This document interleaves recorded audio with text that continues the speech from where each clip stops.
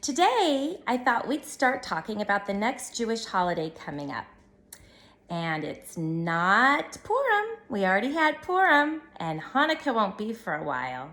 Does anybody know the name of the next Jewish holiday? It starts with the same sound as Purim. I'll give you a second. That's right, it's Passover. And some people call it Pesach. That's Hebrew for Passover. So I would like to share with you a story that happened a long, long time ago. And the story appears in a Haggadah. A Haggadah is the prayer book that we read at the time of Passover. It's kind of like the Bible story, the Torah. And it explains why we have a Passover Seder and why the foods with Passover help to tell the story from long, long ago. And there's lots of songs that go with it too. So I'm gonna start singing at different points, and if you know the songs, please join in. Every year at Passover, we tell the story of how God freed us from slavery in Egypt.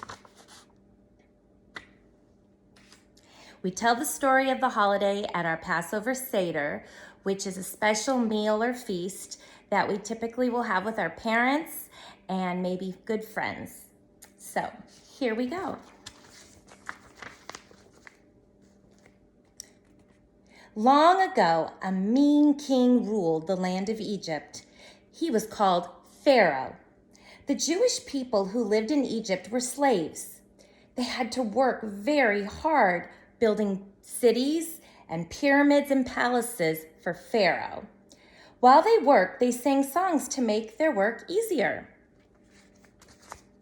You can see them working very hard, carrying clay, making bricks to help the mean king who told them, "Make me pyramids." And one of the songs goes like this. Bang, bang, bang, hold your hammer low. Bang, bang, bang, give a heavy blow. For it's work, work, work, every day and every night. For it's work, work, work, when it's dark and when it's light. There's more to the song. I'm just giving you the beginning. Pharaoh was especially mean to Jewish children. One Jewish mother hid her baby in a basket on the riverbank so Pharaoh wouldn't find him. When Pharaoh's daughter, the princess, came down to the river to swim, she found the baby and decided to take him home to the palace. She named the baby Moses, and that means to be brought out from water. That's how it translates. Here is the baby Moses and the princess saving him. As Moses grew up, he saw the Jewish slaves working hard for Pharaoh. He didn't like a country where people were mean to the Jews, so he left Egypt and he became a shepherd in a faraway land. So there he is working with sheep, getting away from Pharaoh.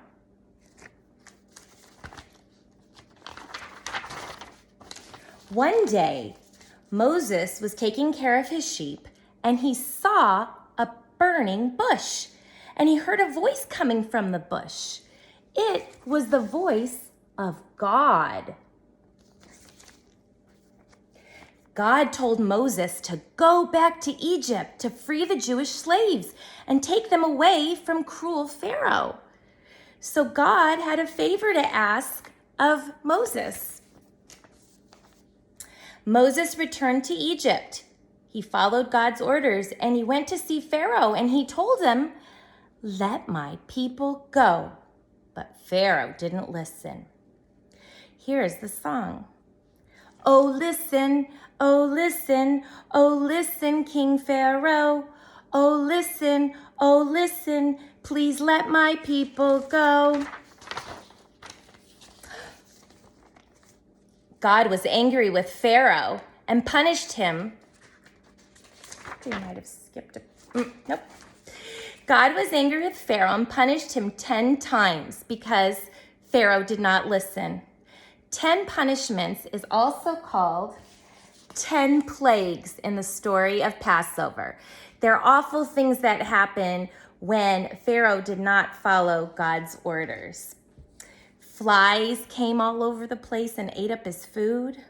There was a big storm with thunder and hail, and the sun didn't shine for many days. There was only darkness. One other plague, which can be cute when you only see one, would be frogs. But if you see many, it's not so cute. If you are like covered in frogs, it is definitely not fun anymore. That's when it becomes a punishment. And there's a song that goes with that. One morning when Pharaoh woke in his bed, there were frogs in his bed and frogs on his head. Frogs on his nose and frogs on his toes. Frogs here, frogs there. Frogs were jumping everywhere. That does not look very fun. But Pharaoh still wouldn't listen, and he would not let the Jewish people go. God brought even more terrible punishments upon the Egyptians to hope that they would let the Jewish people go. And finally, Pharaoh told Moses to take the Jewish people out of Egypt. The people got very excited. You're going to let us go? They got ready quickly, so fast that they didn't even have time to bake their bread. You might know what we call the special bread we eat at Passover. Because it wasn't baked in an oven, because the Jewish people were in a hurry to leave Egypt, it never got to rise. They didn't have time to put it in an oven. They put the raw dough on their backs, and as they rushed from Egypt, the sun baked it into hard crackers called matzah.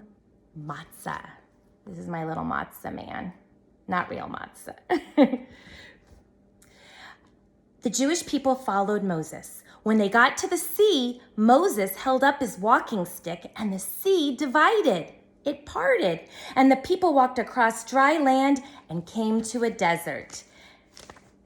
Here they are, crossing the sea. The Jewish people were very happy to be saved from cruel Pharaoh, and Moses told them to celebrate every year on Passover to remember that once the Jewish people were slaves in Egypt, but now they are free. And that is why we celebrate Passover now. We celebrate our freedom, and a special song that goes with that is Dayenu. It would have been enough if God had only done one thing or two things, but God did so many special things like gifts that we say thank you, and we sing Dayenu, Dayenu, Dayenu, Dayenu, Dayenu. So that is the story, and we have a little video, Miss Lisa and I, that we'd love for you to watch all about baby Moses. So the link will be put on Facebook if your children would like to watch the video that goes along with this story. Thank you so much, boys and girls.